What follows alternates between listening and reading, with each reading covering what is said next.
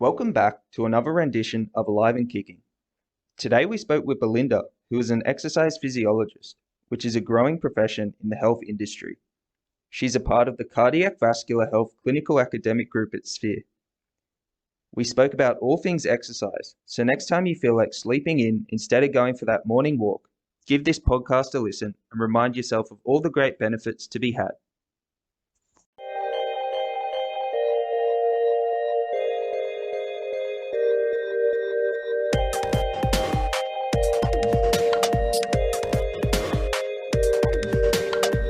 Alive and Kicking, a podcast by Sphere.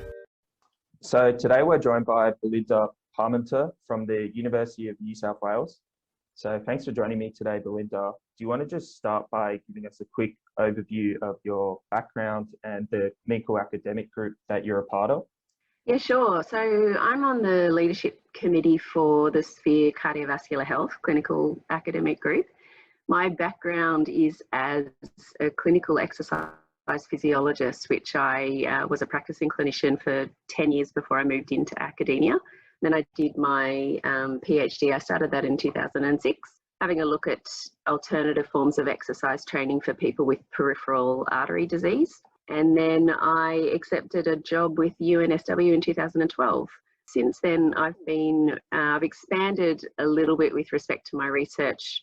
I still do a lot of work on peripheral artery disease, but now I actually look at the whole spectrum of cardiovascular disease. And I like to try to make exercise easier for people to do. So I'm trying to identify different forms of exercise that people can pick up and do quickly, and it will have the benefits of preventing cardiovascular disease or treating the disease.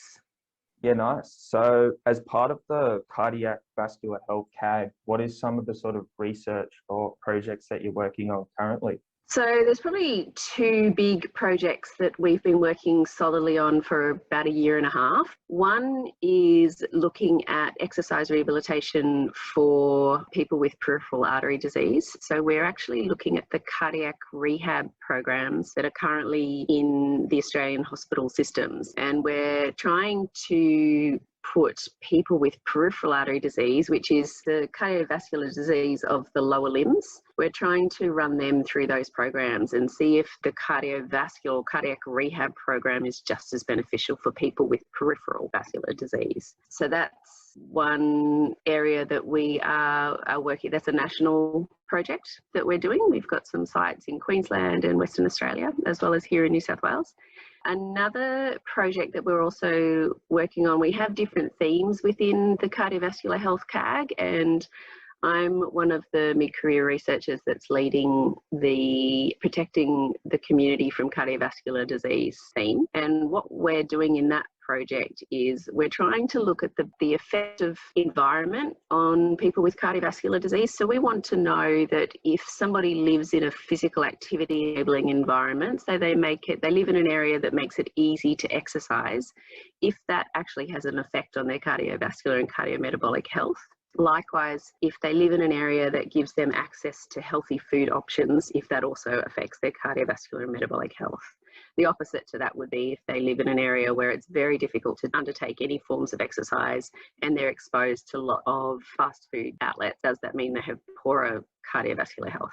Yeah, what are the goals or outcomes that you're desiring through that research? Obviously, cardiovascular disease is, I think, the leading cause of death in Australia. So any sort of work that can lower that figure is obviously really important. What we're trying to do is potentially develop some sort of website or maybe even an app where people can jump on and have a look at the area that they live in and identify areas that will enable physical activity. So for example, they move into a new area and they want to know where the local oval is or where a flat walk is, or they want to run stairs. They could jump on this website, put in their postcode, and up will come all the different areas that will help them to exercise, be that free with no cost to it, or if they need to pay to go to a gym or play a game of tennis. The other part of that website will also be about locating healthy food options. So fresh bakeries that are selling whole grain foods, fresh fruit and vegetable shops. And it will also help educate them on the types of foods that they should be eating to improve their cardiometabolic health, and also the types of exercise that they should be doing to improve their cardiometabolic health. That's sort of the ultimate endpoint, but we're hypothesizing that people who live in environments that don't enable physical activity and don't enable healthy food options will have poorer cardiovascular health. Yeah, wow, that sounds fantastic. I'd be willing to sign up to something like that. Awesome. Come on board.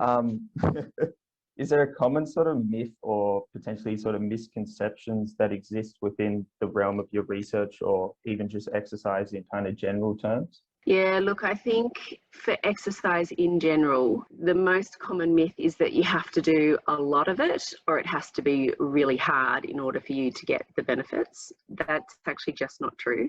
A lot of people think they need to do 30, 40 minutes a day or even an hour a day of exercise in order to improve their cardiovascular fitness and control their weight and improve their cardiovascular health. But the recommendations, if you look at the absolute minimum, they give you a range of time that you should be taking part in physical activity. And if you look at the minimum end of that, if you're doing exercise where you get a bit huffy and puffy and maybe a bit sweaty, if you're doing that, you only need to do 11 minutes a day every day. If you're doing a more moderate intensity exercise, if you look at the minimum amount that you need to do, so moderate intensity is going to be that you're slightly out of breath, but you can still maintain a conversation and the exercise feels somewhat hard to complete. If you look at the minimum, you only need to do 22 minutes a day of exercise in order to meet the recommendations. And that's one of my biggest messages that I'm trying to get out there, is that you actually don't have to do a lot in order to benefit. Yeah, that's particularly resonates with me as a uni student. Obviously, some days it's a really busy schedule and, you know, I try to be active, but it's sort of difficult to spend an hour at the gym or something like that. So yeah, kind of looking at it in 20-minute chunks is a lot more achievable. Yeah, and look, the other side to that is if you can't for some reason identify exercise that works for you, be that because you've got an injury or some sort of problem with your health that prevents you from doing a higher intensity exercise, you can also just keep yourself physically active. And that's when the 10,000 steps a day slogan comes into play. If you can just keep yourself active throughout the day, getting up, going for a 5-minute walk, and just keeping your body moving throughout the day, you're also getting the benefits. And it's so tough for school students, university students, office workers as well. So super important to find time to get up, and especially now that we're all on Zoom and Microsoft Teams, getting up from the desk is getting pretty tricky. So important to work it into your day somehow. Yeah, and anything is obviously better than nothing. Exactly. And the more you do, the better you are. To a point. Yeah. Yeah, to a point. The next thing I wanted to ask is, why is it important for young adults to care about exercising or some of the work you're doing? I know with conditions like osteoporosis, although they sort of occur in older populations, a lot of the sort of base formation of that bone density and bone strength is formed when you're young. And if you sort of have that higher base to begin with, when you age, your bone structure won't decline as much when you're older. Yeah, so I think the best take-home message, you're absolutely spot on with osteoporosis. Exercise does improve bone density, and on the other side of that, it actually also improves balance and reduces the risk of falls. So it's a double whammy there.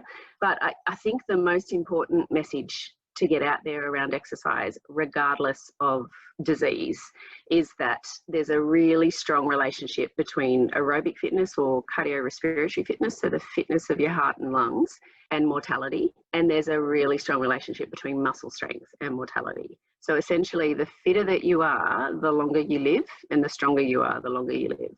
So if you're going to undertake any form of exercise, then make sure you're undertaking it to a point where you'll actually improve your overall cardiovascular and muscle fitness, and you'll live longer. It's huge relationships between both of those components of fitness and death from cardiovascular disease and death from all causes.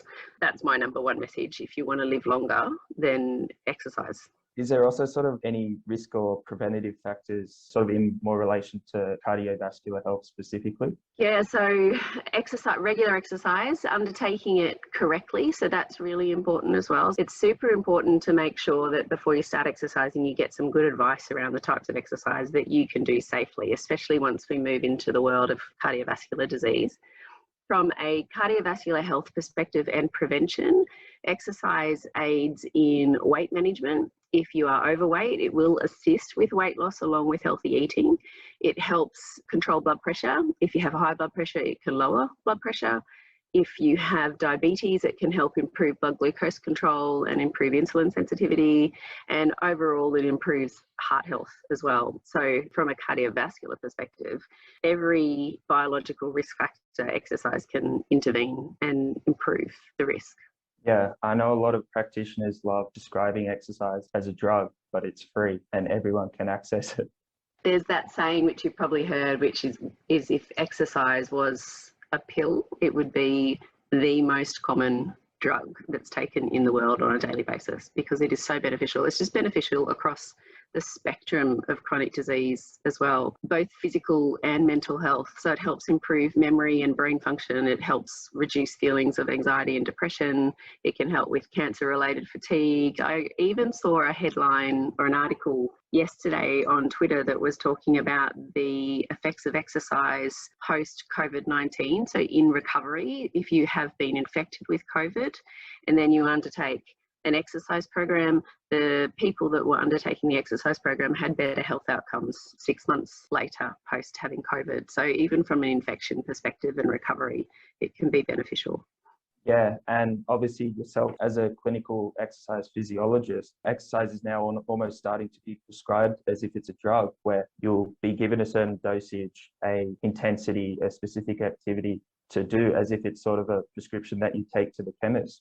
Yeah, exactly. The best thing about exercise physiology and our exercise scientists as well is that we can prescribe a very specific individualized exercise program.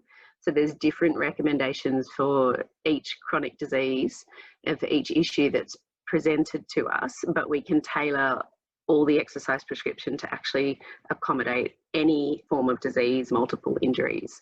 So it is important to see the right people. If you have a chronic disease or an injury, important to see an exercise physiologist.